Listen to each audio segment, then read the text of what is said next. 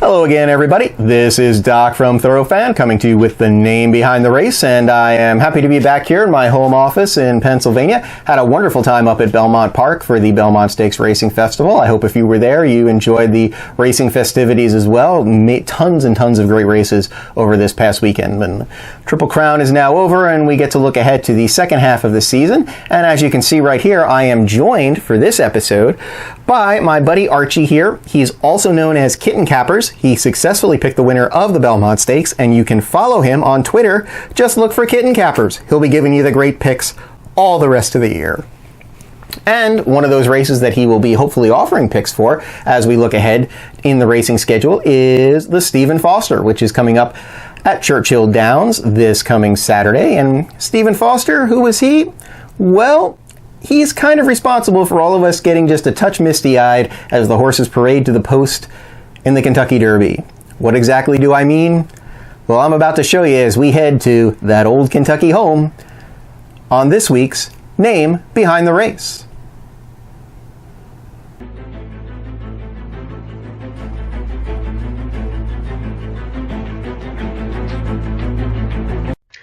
Considered by many to be the father of American music, and born on the 4th of July in 1826, Stephen Foster was one of the great music composers of the 19th century.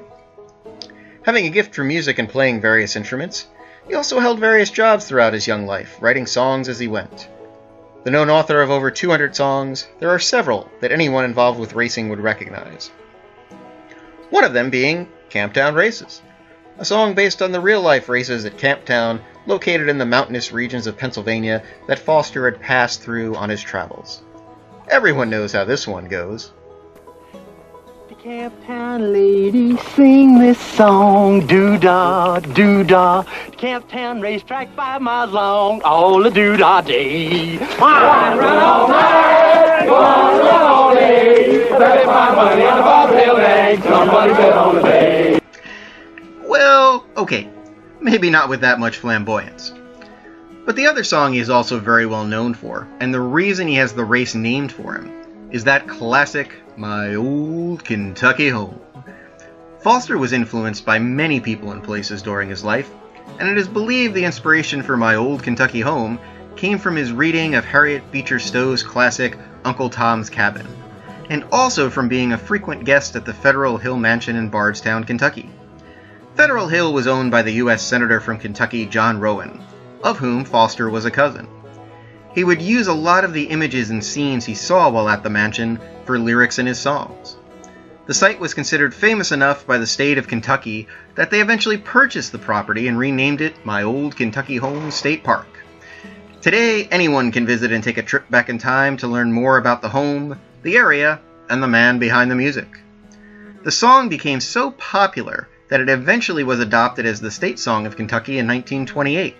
And as early as 1930, the great promoter Colonel Matt Wynn, who also happens to have a race named after him being run on the same day as the Stephen Foster, used it as the song heard while the horses headed to the track for the Kentucky Derby. While only the first verse is sung as the horses parade to the post for the Run for the Roses, it actually has 3 full verses and is considered by most to be an anti-slavery song. While some may not know all of the words, everyone knows the popular refrain and likely gets just a little teary-eyed when they all sing along to it during the Derby Post Parade.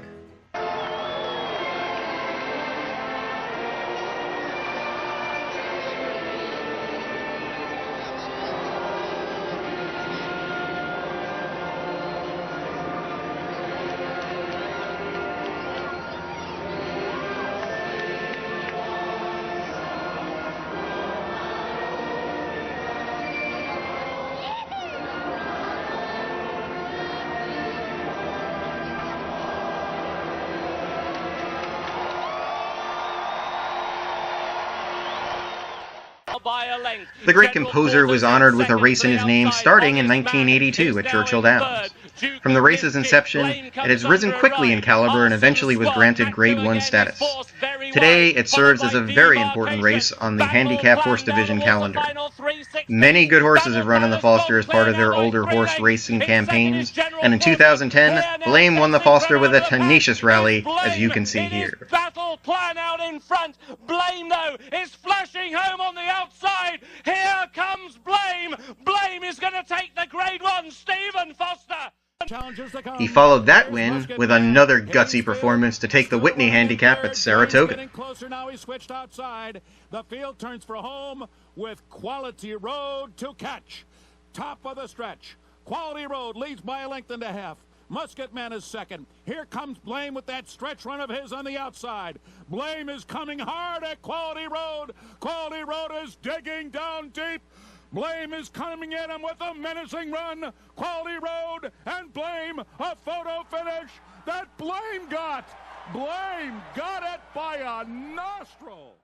And finally, he's probably most known for being the horse that bested the mighty Zenyatta under the lights in the Breeders' Cup Classic of 2010. A performance that, in this fan's mind at least, should have garnered him Horse of the Year honors.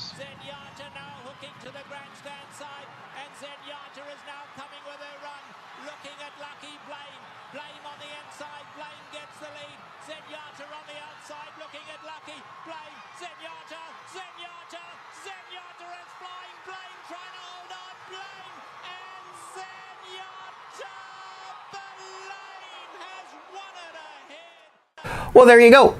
Everything you wanted to know about Stephen Foster and why he has a race named after him. Certainly now, anytime that you see them parade to the post, you'll know where the song My Old Kentucky Home came from.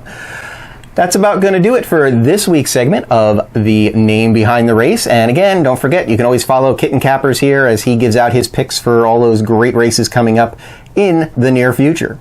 If you happen to have a race that you're curious of the history or the name behind, be sure to drop us a line here at Thorofan. Be sure to try to research it for you, and you never know, it might end up on a future segment. I'm Doc for Thorofan, and for me and Archie here, we will see you next time on The Name Behind the Race.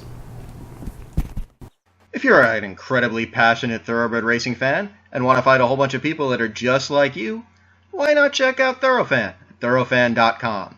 Sign up to become a member, get our amazing weekly newsletter, and learn everything and anything there is to know about this amazing sport we call thoroughbred horse racing. Thorofan, giving the fans a voice.